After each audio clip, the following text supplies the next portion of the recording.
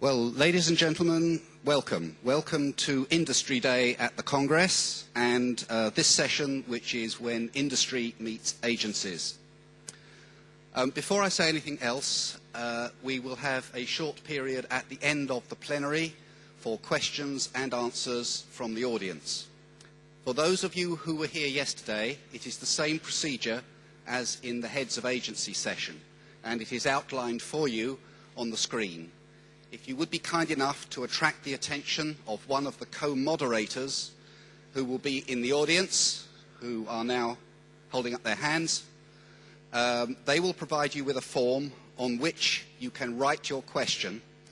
They will then be sent up to the platform, and we will attempt to answer as many as we can in the time available. So this event is organised by the IAF Industry Committee and is given over to discussion of a number of important questions by the heads of agencies and heads of industry. We have a distinguished panel here, and I will introduce them in a moment. They're going to be discussing questions which have been put by members of the panel from the Industry Committee and from myself. For any of you that don't know me, I'm Richard Brooke. I'm co-chairman of the Congress Programme Committee. And our panellists today are Dr. Michael Griffin, Administrator, NASA, Mr. Jean-Jacques Dordain, Director General, ESA, Mr. Alexander Medvedchikov, Deputy Head, Roscosmos, Mr. Jean-Yves Legal, President and CEO of Arianespace, Mr. Shoichiro Asada, General Manager of Space Systems Department, MHI, Mr. Alexander Derekin, Deputy Chief Designer, Energia, Gwyn Shotwell from SpaceX, who is standing in for Elon Musk, who had a launch last night, so he had to be at that, and we're very pleased to welcome Gwyn here, and Dr. Mike Healy, who is Director of Earth Observation, Navigation and Science at Astrium Limited. I'm sure you'll agree that is a particularly well-qualified panel to address the issues we have at hand. Now, the subject area that has been chosen is the space exploration program. This is inspiring, but it's expensive. So we're going to discuss 5 questions, which you will now see on the screen. And the first of these is how we justify the budgets. How can we afford the costs of space exploration? Who should take the risks? Who should contribute to covering the costs? What is expected of industrial participants? Maybe I could ask Mike Griffin if he would comment first of all on affording the costs of exploration. Mike. Well, thank you. If I thought I knew how we could make the arguments that we could afford the cost of exploration, if I thought I knew how to make those arguments effectively, I might be doing better than we're doing. But I have tried in my country during my tenure to make the point that for the advanced nations of the world, space is a strategic good. I follow up on that by asking the question, when I say strategic, do you know what I mean? And often people do not. And I define it then as something which touches your life at a multitude of points.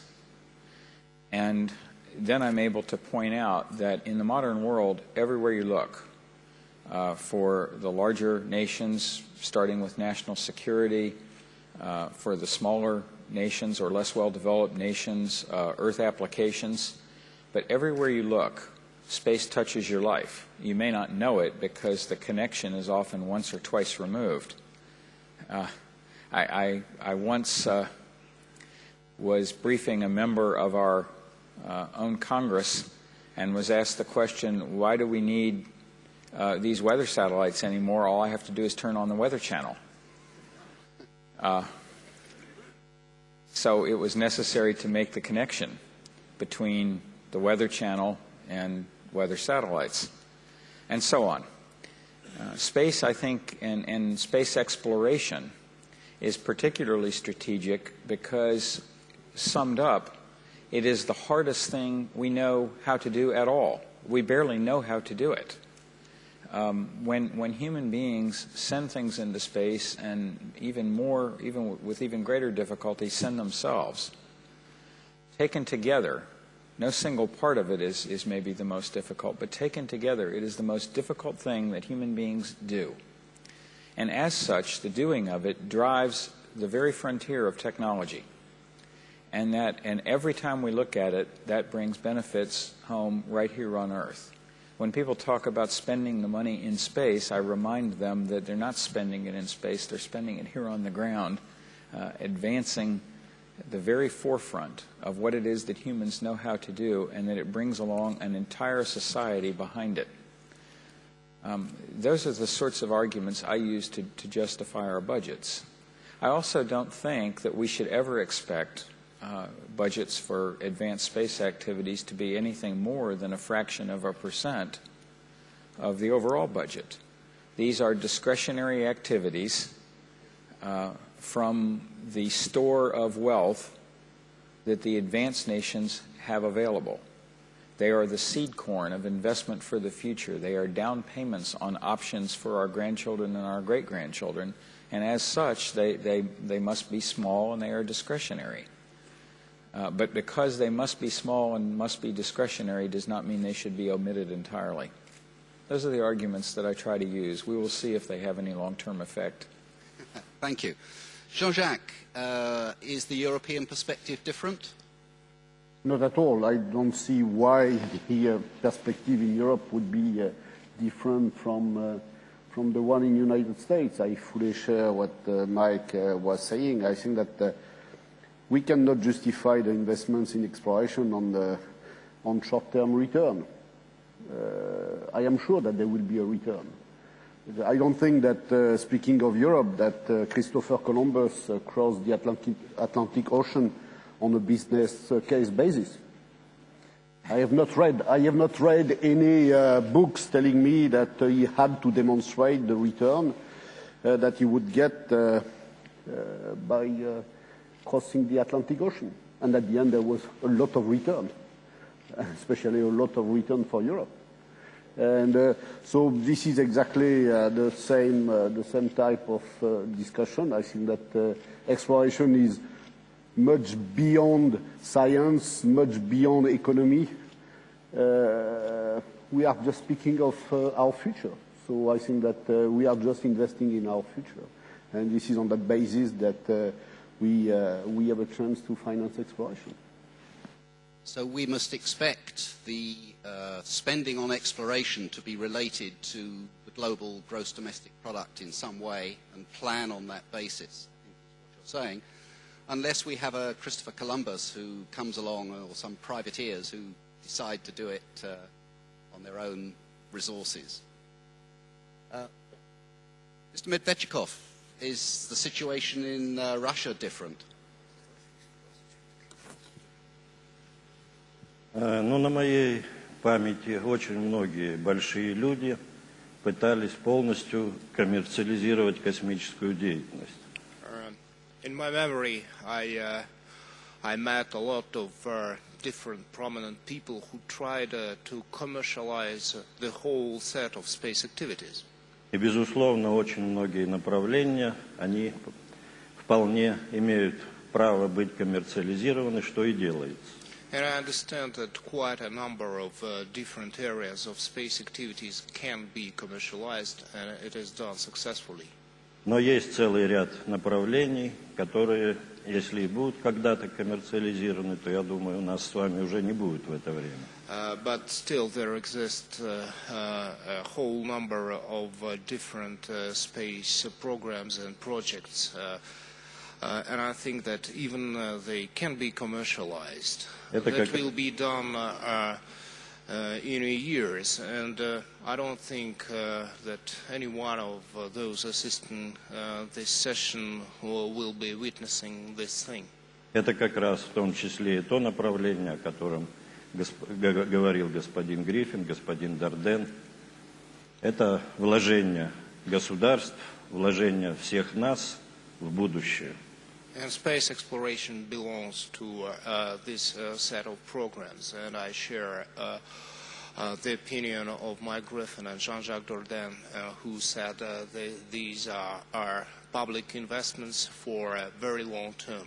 И Россия в этом плане, естественно, ничем не отличается. And so Russia is no exception. We have the same point of view. Thank you. Let's turn to the industry perspective maybe, and I'm going to ask Mr. Legal if he would comment on how we afford, how we take risks. Is it part of industry's remit here to help the development along, and how much risk should industry take in helping achieve the objectives of exploration?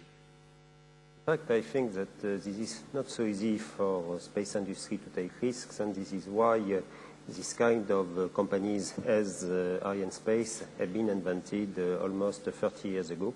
And I think that what we are doing in the field of launch services is a kind of example of what can be done for risky projects as exploration, because we are exploiting launch systems which are developed by the European Space Agency, and we have a very strong relationship with the European Space Agency. But we make a kind of mix where the agency develops very risky projects and where the industry takes a part of the risk for the exploitation of these projects. And obviously it works. I think that you know our track record, but what reinforces my opinion that it works is that a number of other companies worldwide try to duplicate this model of partnership between the agencies and the industry. Thank you. I'm going to come along here to Mike Healy now, maybe, and ask Mike from Astrium what your perspective is on industry's involvement here, and again, the taking of risk and how you get the return. Yeah, from an industry perspective, I guess we invest in a couple of different ways in programs. We invest in terms of research and development funding. And why do we do that? Well, we see a perspective of a long-term contract, and by investing in the critical phases of the technology, we believe we'll get an advantage over our competitors. We'll develop the technology that will make a program low enough risk for us to take a full contract. So I think from our point of view, therefore, in terms of that investment, what you need to see is the long-term perspective and some continuity of funding. I think if you get that, then you allow industry to position itself appropriately and reinforce the activities of the public sector, and therefore get a reasonable return on investment. There are more risky ventures, I guess, which we've got involved in, and the move, at least in the UK, towards these public-private partnership type arrangements. Again, this has come from the public sector's view. It's not really prevalent in the space agency perspective just yet, but the view that by procuring a service, you stimulate the private sector in the right way to perform correctly. And the investment from the private sector is much more obvious then, because you basically pre-finance the program. You're putting in large sums of funding, and obviously the experience Astrium has with this one is through our Skynet contract and setting up Paradigm, and that's been a very positive experience for, in this case, the MOD in the UK, and with Astrium, because the program was set up in the correct way, so that the risks weren't shared, they were apportioned, they were allocated between the different parties, and the cost and revenue side was in some way even, or balanced in some way. Now, to move to that sort of model in space exploration, I think we're quite a long way off that. But again, industry, I think, is open to either sort of investment, and the public sector needs to decide how it can get its best value for money, and different models may work in different ways. So maybe by looking to reuse technologies which have been developed for the more commercial applications where appropriate, so that you spread your risk and reduce the risk in the exploration by reusing as much technology as possible? Is that part of the philosophy that you would have in looking at how you prioritize your technology development? Yes, I think the more, well, from an industry point of view, if you can use a recurring product to do something, it's usually lower cost and lower risk, and the customer is happier because we're not late with our delivery and we're doing it to budget. But then again, there's a lot of things that we do in exploration which can't be done with recurring products. You know, if you take no risk, you don't normally push the boundaries so far. And I think it's getting this balance. And obviously, the earlier you can make investments together in order to retire the critical risks, the better the program is in the longer term. And for different programs, you would take a different risk profile. If you're going off to I don't know, Jupiter, it's a little bit different from sticking a geostationary satellite around Earth. So, thank you. Gwyn, from the SpaceX perspective, sort of very entrepreneurial kind of involvement in getting into space, how do you see organizations and companies like yours becoming involved in exploration? Do you see that happening eventually so that we have privateer, if I can put it that way, ventures out into the exploration domain?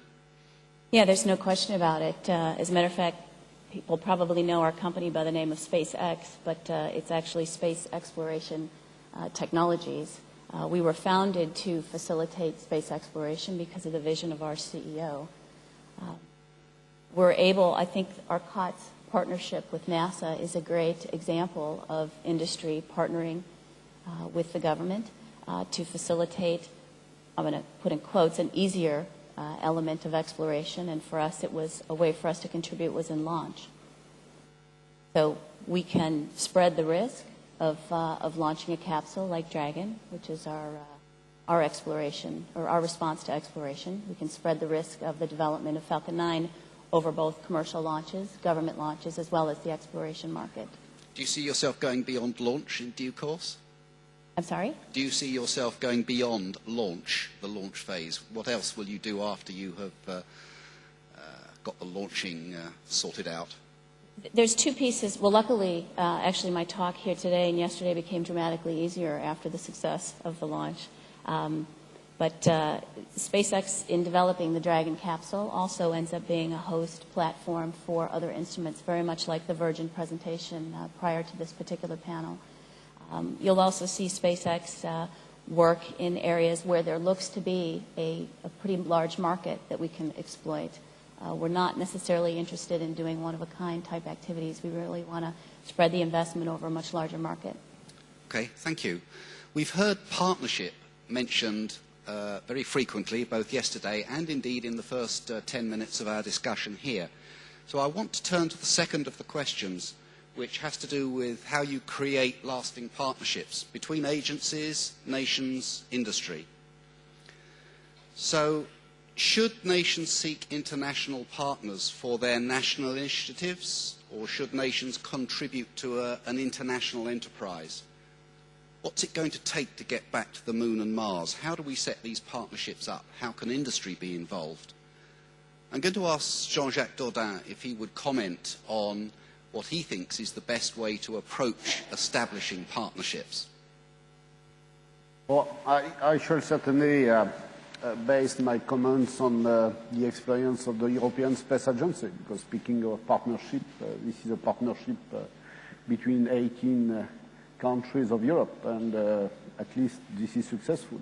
So we have some experience. We have even more than 30 years of experience of partnerships among European countries, and I must say that there is, taking our experience and related to your questions, we have some ESA programs which are coming from national initiatives, and we have other ESA programs which are more contribution of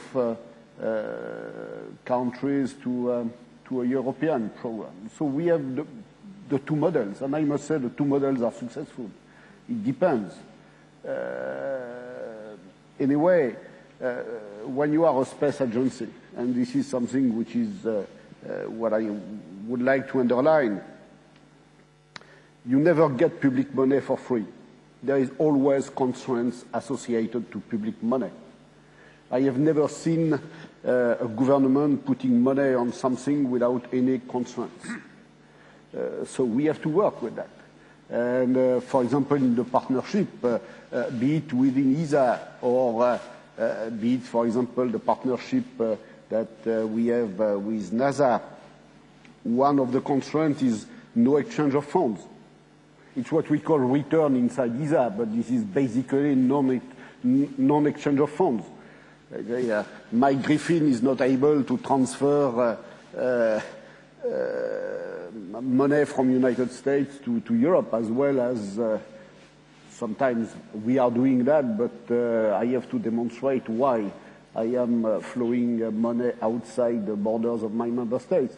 So there are always constraints. And these constraints, you have to work with these constraints. You have no choice but to do that. But I think that the two key elements of the success of ESA, it's number one, flexibility in the building up of partnership. This should not be a supranational authority imposing something to different partners. You never impose something to partners. I cannot impose something to any of my member states. Anyway, they have the money. When we are around the table of the council, I am the only one around the table having no money. So I have to, I cannot impose anything to the member states. But what I can do is to convince them to work together and to put their money in an ESA program. But we must be flexible, number one. And the second rule, which is very important, is the management. There must be an architect of the partnership, because if not, this is pure anarchy and you have no chance to have success. So you must have an architect. And the architect can be one of the partners, and we have that in ESA. CNES has been the architect of Ariane development within an ESA program. But we have also ESA program where the architect is ESA itself. So again, the architect can be chosen one of the partner or an organization embracing all the partners. We have also this type of example. But the key point is to have an architect. If you don't have an architect, if you don't have a boss, I think that your partnership has very little chance to succeed. I think we see very well why you are Director General. The leadership is important, as is persuasion. So it's all about partnership, I think, is all about persuading people to go in the same direction with a common agenda and common objectives. Mr. Medvedchikov, would you like to comment on your approach to getting involved in partnerships from the Russian perspective? Ну, лично я сторонник сотрудничества, но здесь, наверное, не очень важна моя личная точка зрения. So personally, I'm a big partisan of cooperation, but here I think that my personal view is not that important. Поэтому просто несколько фактов. Наше сотрудничество, например, с Францией длится уже более 40 лет. Just a few facts. For instance, Russia has been cooperating with France for more than 40 years. Даже в самые такие холодные годы был совместный полет «Союз-Аполло», когда вместе летали советские и американские астронавты. And the example of Russia-US cooperation is the Soyuz-Apollo program, which was implemented in the coldest era of our relations. Сегодня у нас несколько десятков межправительственных соглашений с разными странами по сотрудничеству в области космоса. Today, Russia has dozens of cooperation agreements with different countries. И этот аспект сотрудничества имеет несколько важных моментов. Это и политический момент, это и финансовый момент, это и научно-технологический момент. То есть целый комплекс вопросов, когда, объединившись, можно все это сделать быстрее, качественнее, надежнее и дешевле. And there are many different important aspects of cooperation. First political, then financial, then scientific and technological. And I think that complicated, sophisticated programs can be realized on the basis of unifying resources of different kinds.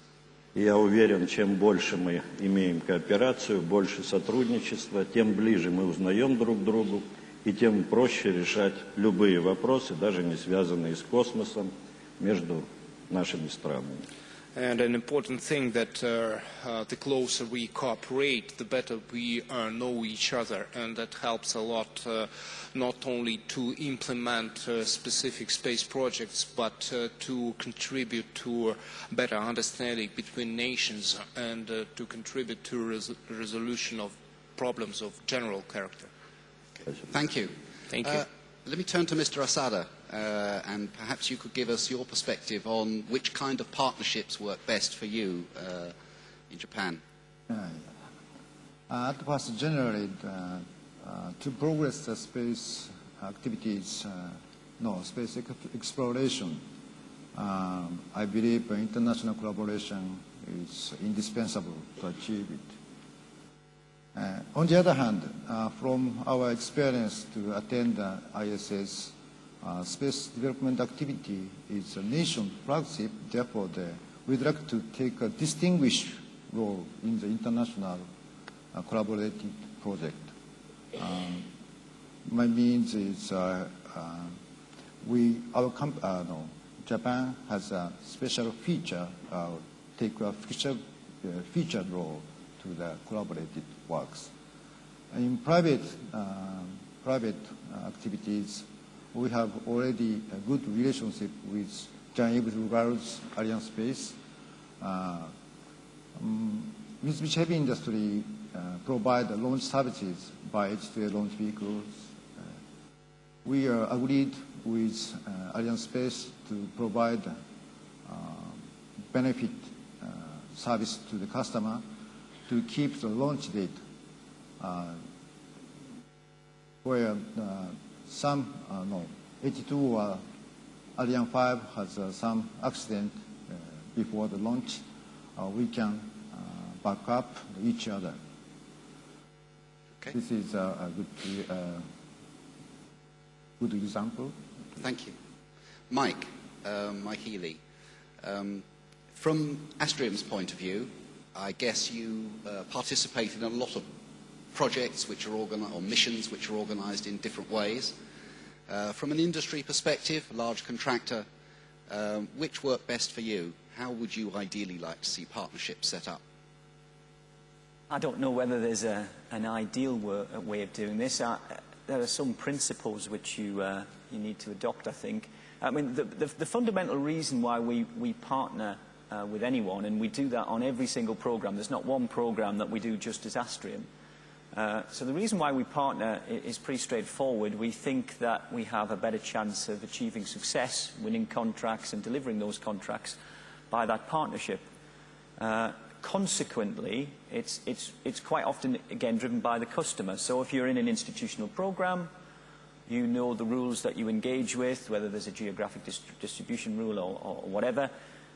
We try to match our team to the needs of the customer. It could be a national export contract where we team with local, national companies.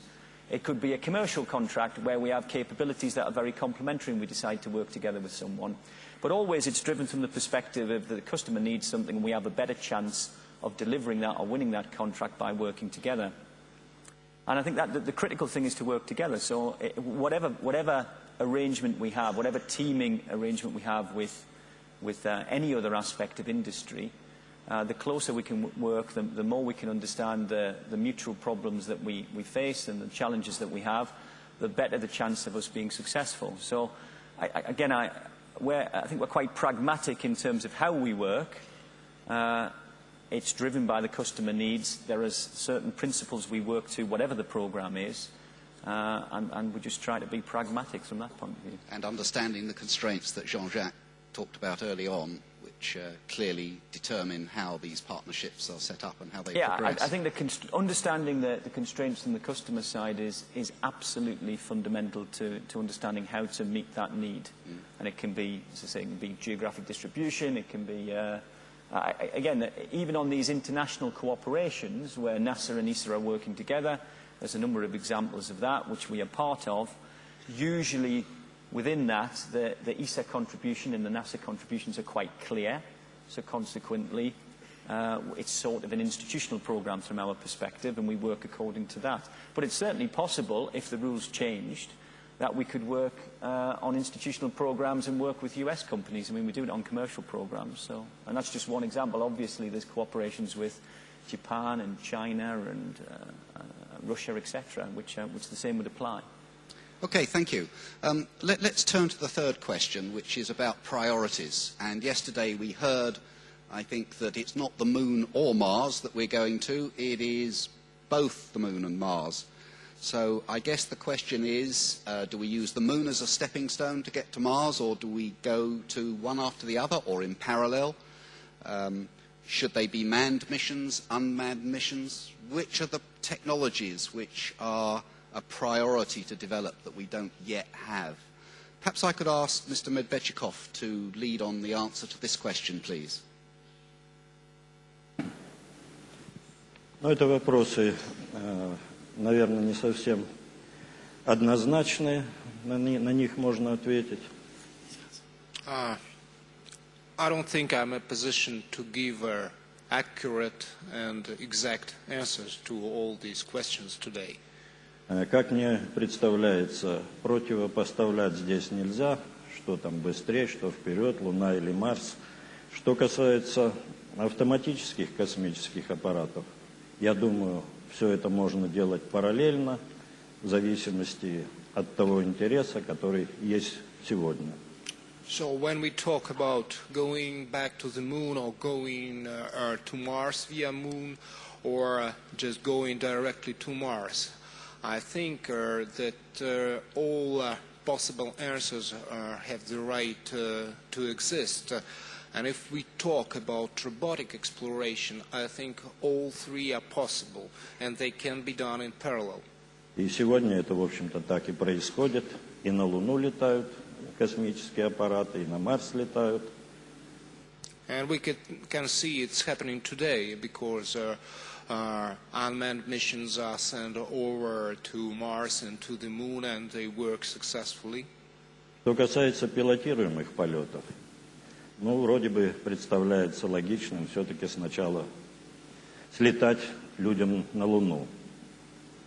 And if we talk about manned flights, I think it could be, and it seems logical to get back to the Moon first. И хотя многие вещи для полета на Луну и на Марс могут быть использованы и там, и здесь, но тем не менее целый ряд технологий, они все-таки отличаются. And though we can use the same technologies to send a manned mission to the Moon and to Mars, I think technically these manned missions are quite different, and different technologies should be used. Ну, начиная даже с системы жизнеобеспечения, если Луна достаточно близкий к нам объект, то до Марса лететь, в общем-то, относительно долго. Let's take an example, life support system. And in comparison, Moon is very close to us, and Mars is far away. Это дополнительные вопросы, дополнительные технологии, дополнительные средства, поэтому, опять же, вроде бы логично многие вещи проверить, слетав на Луну. And though these are different technologies, I think and different resources and different programs, it seems logical to test some of them, at least by flying to the Moon. Но мне кажется, опять же, в вопросах приоритета, куда раньше, куда позже, очень важна цель и задача. And by setting, when we set priorities, where do we go first and what for, I think the key point is the objective of this mission.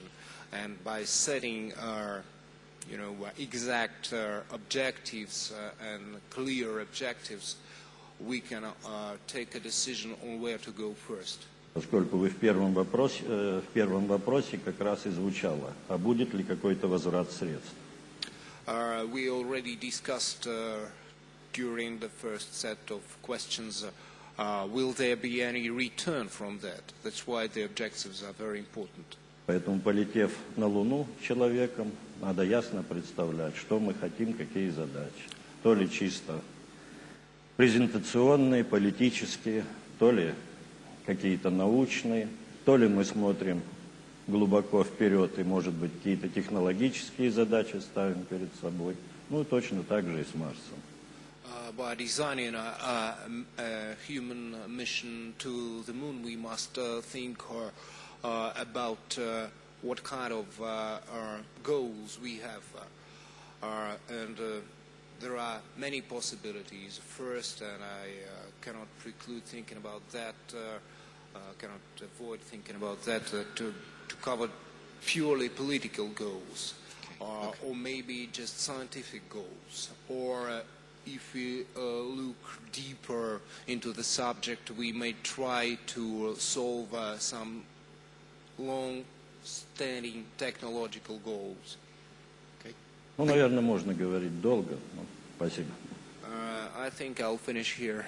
There's a topic to discuss for hours. Thank you very much. Thank you. Mr. Derekin, could you give us your perspective on priorities here? I will try to be a little bit more specific. If we are talking about exploration, just about exploration, we should not repeat Apollo program. We should have some new exploration task on the moon surface. But if you talk about Mars, it's much more interesting than repeating of the Apollo. But Mars is too difficult, too costly for all participants. Therefore, we have two goals, two objectives for architecture of the program. The first, we need to define beyond explorations or deep explorations goals on the moon. And the second, we need to define technologies which might be used for Mars program to be earned from the moon program. It is not so easy questions, and all of us repeating Mars plus moon, moon plus Mars. But technologies might be different. Therefore, the key point is technologies to be used for moon should be used for Mars. And I would to remind, we need to do something, I agree with Mr. Griffin, we need to do something with ISS. We should not forget ISS. ISS is our most, I believe, effective program, international cooperation program.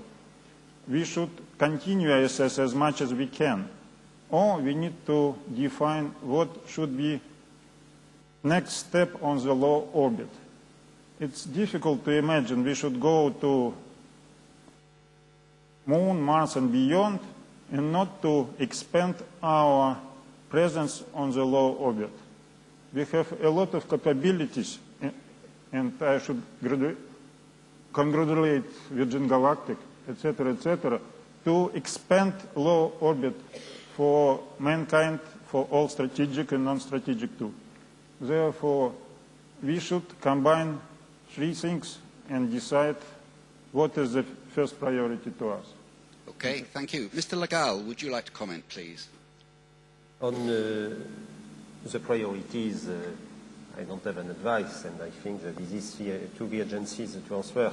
But I think that whatever the destination, we must share the risk and we must work on risk mitigation. And in my opinion, besides the specific systems which are developed as the projects of NASA to go to the moon and beyond, we need to have systems allowing that access to space will not be a central issue for implementing exploration mission. And from this point of view, I think that some systems for the exploration should be built on the proven solutions as it is already existing, and with an availability which is ensured on the long run with well-established providers. I think that this is quite important because, in my opinion, access to space is not the real destination, the real objective of exploration. The real objective of exploration is to go to the moon, to go to Mars, and we do not need to have a problem in launching these missions, and this is why I think that we must work on risk mitigation using already existing launch systems. Okay, thank you. Mike Griffin and Jean-Jacques, do you have anything to add that you would like to add to that discussion about priorities? I think I might. I've been fairly clear about my view of these things, and I will state it again. The issue of priorities as to what is important in terms of the balance of effort on the moon, say the near-Earth asteroids or Mars, depends on knowledge not yet available. The total human experience on the moon is less than 27 working days. Less than 27 human working days on the moon. On a world that is the size of Africa. I believe, I can't prove it, but I believe that our descendants will think we were idiots if, on the basis of 27 days of experience, we decide that the moon either is the most valuable thing in creation or that it is without value. We don't know enough to determine that one way or the other, and the only way that we will find out is to go there. So whether or not the moon is a stepping stone to Mars or a place of interest in its own right depends on knowledge not yet in evidence.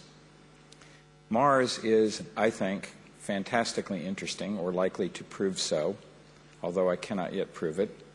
But I believe that Mars may turn out to be a tremendously interesting place for human beings in the future.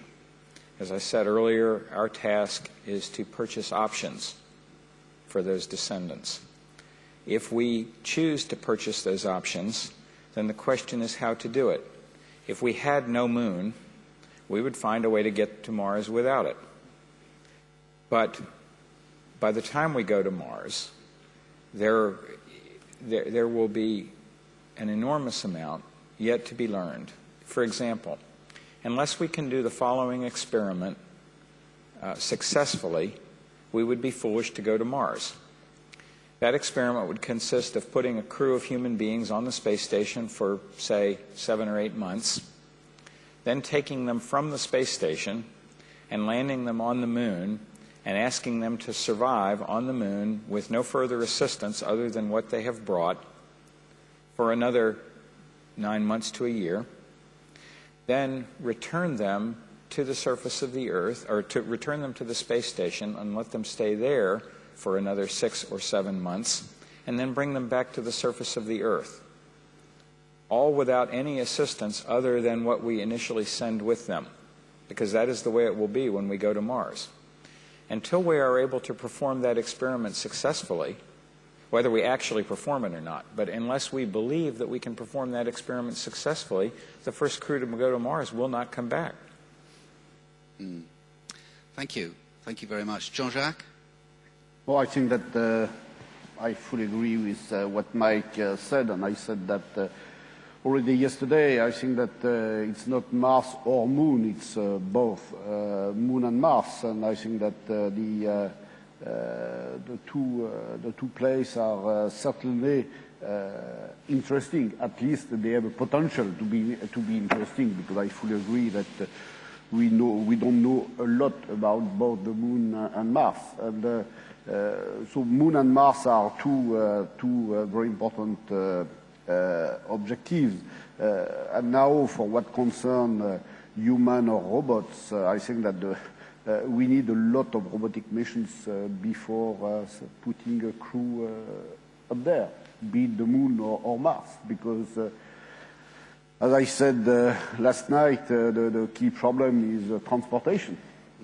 If we have to transport each kilo that the crew would need on the surface of the Moon, or even worse, on the surface of Mars, if any kilo must be taken out of the Earth, I must say that it will be a fortune for Arianespace, but I am not so sure that this is the best way to make an exploration program, meaning that we have to learn on how to use the resources in situ. And for doing that, I must say that we need to know much more about the Moon and about Mars, and to know how to use the resources in situ. And this is the reason why robotic missions are so important, not to replace the human missions, but just to make sure that the human missions will be successful. Thank you very much. Thank you. Mike Keeley, let's turn to how we get a return on this investment. I think it is when public money is being invested in any enterprise, be it science or whatever, increasingly we are looking to get returns to the economy from exploitation of technology, the knowledge that we get.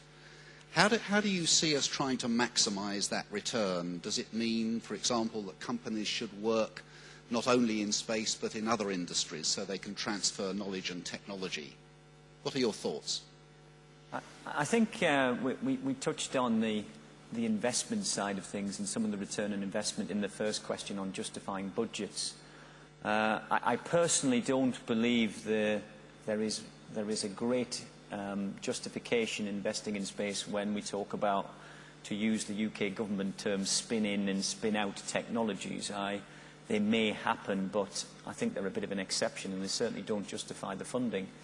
But I think the real difficulty with this question is not so much the investment side of things. The investment side of things is very clear, all too clear in some instances. So you have a large financial outlay to do something, and what you get back from that, the importance of that really varies from one person to another, or from one government to another. So if I'm talking and trying to make a case for a return on investment to the UK government, it's quite different, I guess, to talking to the French government. We've just spent the last year, as many members of the audience will realise, making this case for space in the UK. And it's really, the objective is to try to increase the government ambition in funding space, to increase the amount of money it puts in through the next ministerial conference and beyond. And it's very much directed towards the UK Treasury and trying to demonstrate financial return. And that's rather difficult to do in an exploration programme. I mean, it's not so easy to say the financial return you get out of it. You don't get financial return, you get scientific return. But more than as much as anything else, and it goes back to the very start of this discussion that Mike Griffin was saying, that there's other elements. There's the curiosity element, there's the inspirational element.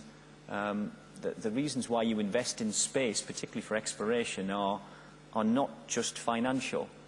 And yet, when you're making the case in the UK, you have to make a very strong financial case, otherwise you haven't got a chance.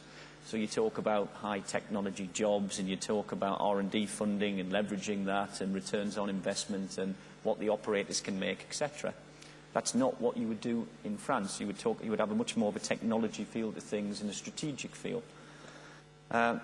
So when it comes to return on investment, I have a little bit of a trouble really saying much more than that, because it just depends who you're talking to. And it's not the investment side, it's the return side, which is the difficult bit. Yes, and that means you've got to address your argument to really rifle shot it to the particular target that you're trying to influence. Yes. Mr. Derekin, would you like to comment, please? If we are talking about investment return, we should return to the sharing of risks between government and industry.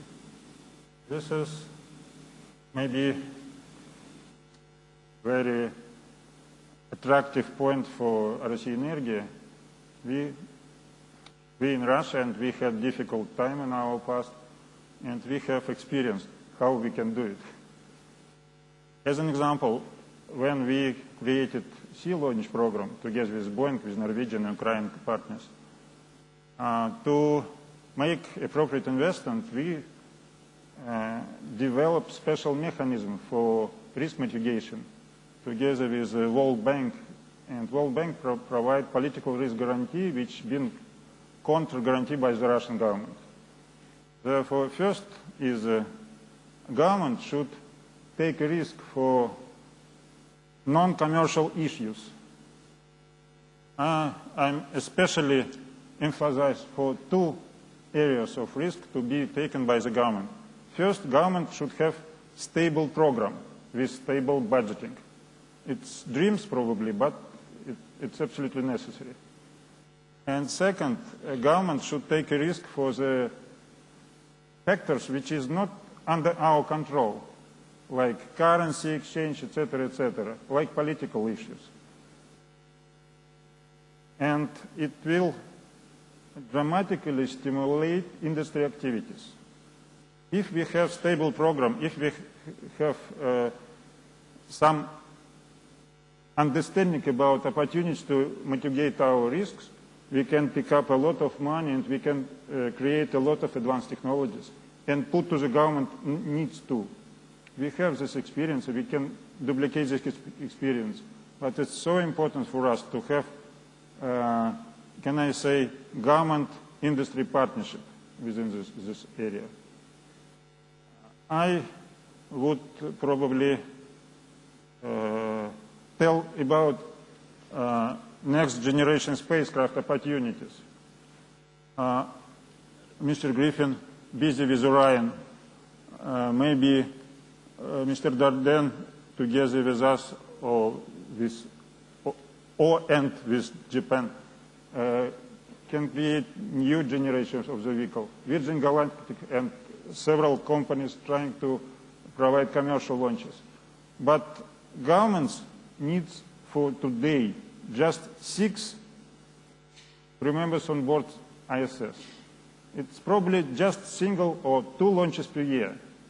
It's absolutely no commercial, no industry. It's just relations between customer and supplier. If we have to have new technology, can I say Virgin Galactic technology or energy technology in place, we need to have dozens of launches, hundreds of participants per year. It's absolutely new area of activities. And industry cannot develop, cannot impose this. We can just implement this if we have government order. Therefore, the first issue and first priority is we need to understand our program as much as we can. Thank you. Thank you very much. Mr. Asada, would you comment, please? Yes. Mitsubishi Heavy Industries does not carry on the space business not only for getting profit. Mitsubishi Heavy Industries takes main role of space activity in Japan, indeed. However, our total sales, sales from space activity is only 1% of total sales of our company. Benefit for our activities in space development is to get know-how to integrate big-scale systems and also to show our technology to our customers. That is, space business is our showcase to the customer. MHI is a company to provide wide variety of infrastructure from deep sea to space to the all over the world. While people or government expect to develop space, MHI should answer their expect, even if it is risky and low profitability, according to our company's management concept. We shall contribute the human by our technology. Thank you very much. Let's turn in the last few minutes maybe to private enterprise. And Gwyn, I'm going to ask you how you see enterprises such as Virgin, SpaceX, growing in the future, and as more commercial offerings more frequently become available, how will this affect, do you think, the relationship with the space agencies? What will become the province of private industry to lead, and what will be the province of the agencies to lead? Hello? There we go. I think that private industry has a strong role in repetitive, recurring type operations. What will, again, put in quotation marks, is the easy things, where there is a possibility for a great return, and the company itself can take on significant risks. I think the space agencies really need to take on the very difficult things, where return is not necessarily expected, not return in a financial sense, maybe return only in an intellectual sense or an economic stimulation sense. We hope at SpaceX, certainly, that our low-priced vehicles prove to be reliable. Actually, they will prove to be reliable, and that will free up financial elements within the agencies to spend more money on the hard things, which is where I think they should be spending. Mr. Legal, how do you see the relationship between Ariane and, for example, some of the new launch capabilities that are being talked about, or indeed more than talked about, implemented? But first of all, I am not sure that are existing real private enterprise, because either you have a private enterprise, but in the background, behind the curtain, there is a strong government program, and even if it doesn't have a direct relationship with the private enterprise, but it is existing, and this is the case for many launch vehicles in the world, or you can have a private enterprise, but having big contracts coming from government. And in any case, the links are very strong between private enterprise and governments. And on the low cost, I would like to quote some of our customers who tell us that, in fact, very often low cost is much more expensive than classical solution, because when you have to pay for failures, when you have to pay for delays, when you have a $500 million satellite which is grounded waiting for, during 18 months, a launch vehicle, at the end of the day, it costs a lot. So I think that if we have industry today, and commercial industry, both in Europe, in the US, in Japan, with the prices which are as they are, I do not know a lot of space industry which are very, very profitable. Most of them are just break-even, and this is not a fact. This is because it's a very, very tough business. And at the end of the day, most of our customers, they do prefer to pay what we propose to them, to have reliable launches performed right on time, rather than waiting for failures. And I guess my question here at the end, do you see space tourism as changing the equation here? That's to all of you, I guess, whoever wants to... Space tourism is quite interesting, but once again, you cannot compare a project for space tourism, sending a few people, making a small jump outside the atmosphere and coming back, and putting in geostationary orbit, or sending to the moon or to Mars very heavy payloads. And there is a difference. Of course, in any case, this is space. And for instance, I have a lot of, I am very impressed by what has been performed by SpaceX during the last launches, and in particular during the last launch of last night. And this morning, one journalist told me, but now you have a real competitor. Of course, we have a newcomer in the field of launch vehicles, but I just wanted to remind that the Falcon 1 at liftoff is 38 tons, Ariane 5 at liftoff is 800 tons, 20 times bigger.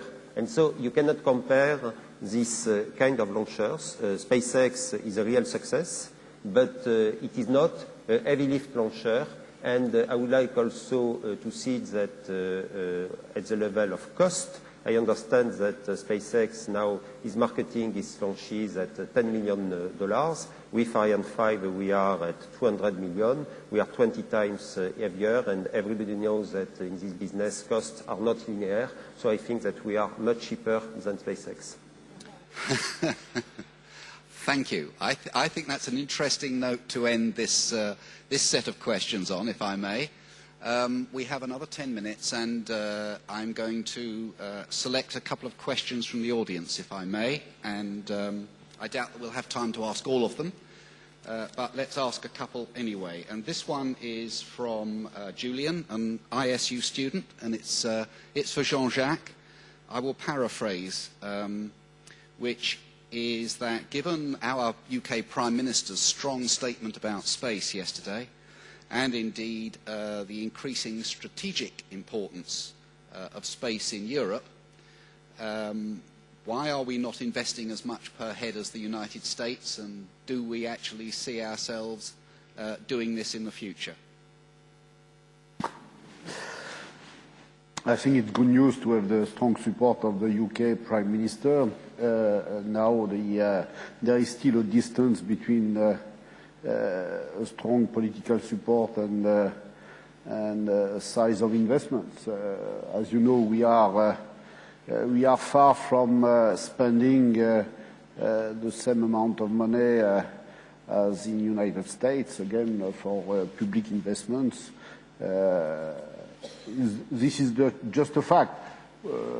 We are working with the public investments that we are given in Europe. Obviously, I would like to get more support, and I hope that we shall get more support from UK, and including in the short term at the Council at ministerial level, and we have good prospect for that. Now, I would not like to give the impression that, because I take the remark which has been made, that the UK government is looking at carefully at the return of its investment, while the French were supposed not to take care of their return on investment. I must say that I have not this type of impression. I can tell you that I have the impression that I have to justify in all member states which return that they can get against their investment. And because this is normal, I must say that you have no money for free, including, by the way, from the private investors. Everybody wants to know what will be the return on investments, and we have to show what could be the return on investment. But as I said at the beginning, and what Mike was saying on exploration, it's a little bit more difficult because the return is something that which is very difficult to measure in concrete terms, and especially in the short term. But there will be a return. There will be a lot of return from exploration. So now, yes, Europe has the capabilities, industrial capabilities. Europe has the talents, and Europe has the wealth to have a stronger role in space. I think that it will come. It will come, but it will come slowly. But on the other hand, I would like to finish with that. I would not like to have too much money quickly, because all what we are doing is based on industrial capabilities and technology knowledge, and you don't build these industrial capabilities and this new knowledge in one day. So I am not asking for doubling the budget in one day, that this is for sure. Thank you very much. Second question here, which I think is to all the panellists, and is from George Haskell. In addition to partnerships between government and agencies and industry, is there a role for other kinds of organisations, non-government organisations, volunteer organisations, charities, citizens groups? How could we form partnerships with the wider community? Do you see that being possible? Who wants to answer that? Mike Griffin, do you want to? Not particularly. Okay. Mike Healy, let's come down this end of the... There are, we are working, I mean, if you, some of the Earth observation data that we have and we sell through Infoterra, I mean, it is for disaster relief areas, so we do work with some of the NGOs in those environments providing data to them, but that's usually, again, generously sponsored by the space agencies or the European Commission or whatever. So we've yet to find anybody that's actually going to come up with any money there, but they always want the service. I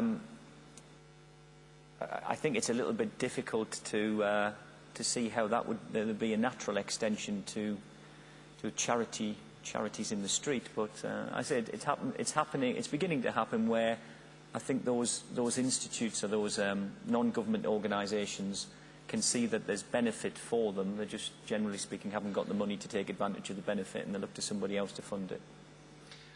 Okay, well, one maybe third and final question, which is from Ian Gibson at BNSC. What are the relative benefits of mandatory and optional programmes in establishing long-term relationships with industry? As you may know, in the UK, we contribute to a number of mandatory programmes in ESA, but we're also very selective in the optional programmes that we support. Mike, do you want to comment on that?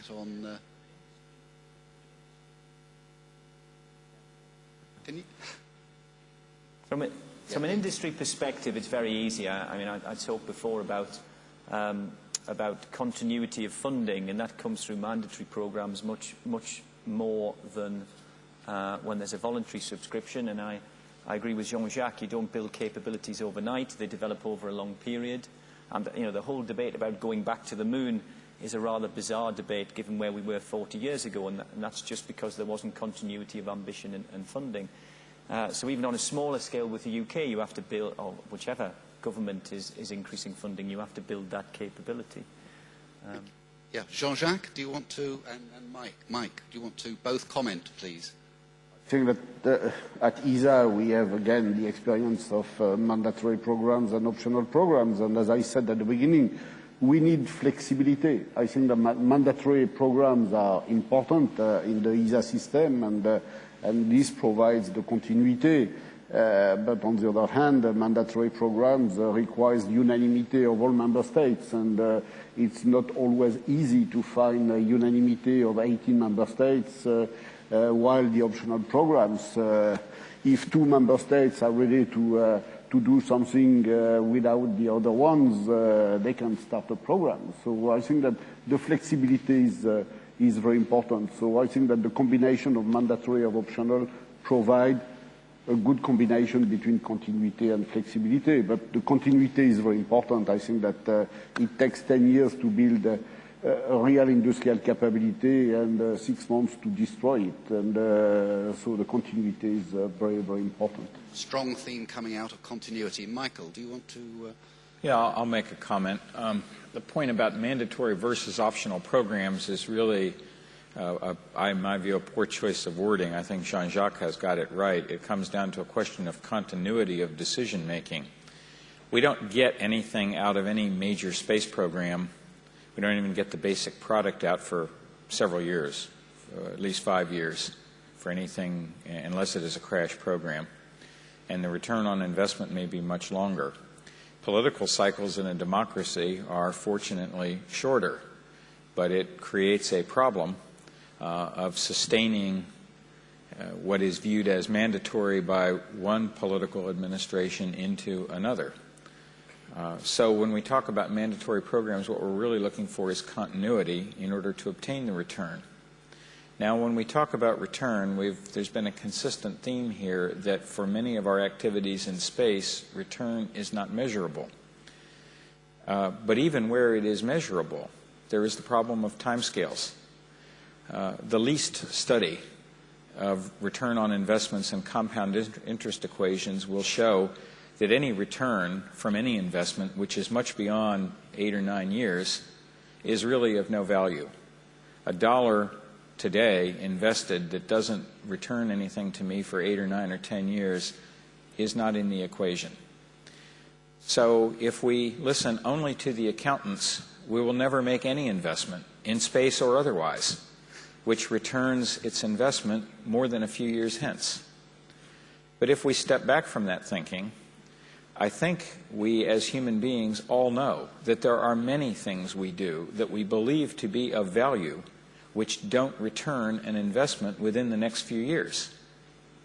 So we cannot do, and as in democracies, we cannot allow our governments to do only those things which are guaranteed to provide a return within the accounting time frame, or we will become very short-sighted societies indeed.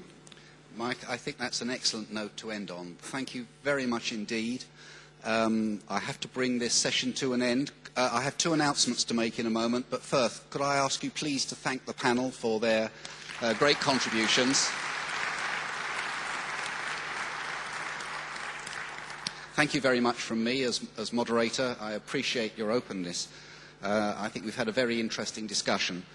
Two announcements. First of all, I've been asked to say if you go to the Virgin stand at 10:30, there will be a press session. And secondly, Energia have kindly provided a welcome to the Congress, I think, video, which is going to run as we close down the session. So with that, thank you all, and see you back here later in the day. As the crew of Expedition 17 on the International Space Station, we would like to welcome the scientists, engineers, and the heads of space industries from different countries participants in the 59th International Astronautic Congress. This year we celebrate the 10th anniversary of the International Space Station. The ISS is the greatest, most successful international space project of all time, and the participants of the 59th International Astronautical Congress in Glasgow have been directly involved. At this time, the modules of all the international partners are fully integrated, and the ISS program is constantly expanding.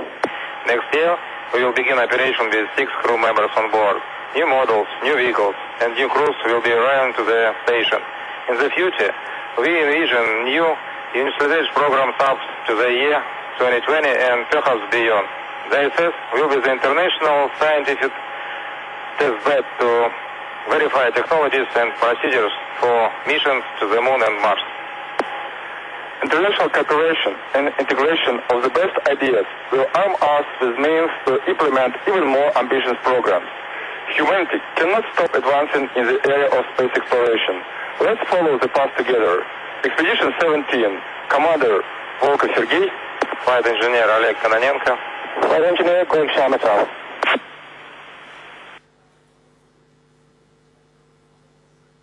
As the crew of Expedition 17 on the International Space Station, we would like to welcome the scientists, engineers, and the heads of space industries from different countries participants in the 59th International Astronautic Congress. This year we celebrate the 10th anniversary of the International Space Station. The ISS is the greatest, most successful international space project of all time, and the participants of the 59th International Astronautical Congress in Glasgow have been directly involved. At this time, the modules of all the international partners are fully integrated, and the ISS program is constantly expanding. Next year, we will begin operation with 6 crew members on board. New models, new vehicles, and new crews will be arriving to the station. In the future, we envision new industrialization programs up to the year 2020 and perhaps beyond. The ISS will be the international scientific test bed to verify technologies and procedures for missions to the Moon and Mars. International cooperation and integration of the best ideas will arm us with means to implement even more ambitious programs.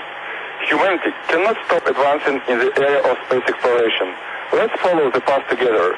Expedition 17, Commander Volkov Sergei, Flight Engineer Oleg Kononenko, Flight Engineer Greg Shamatov.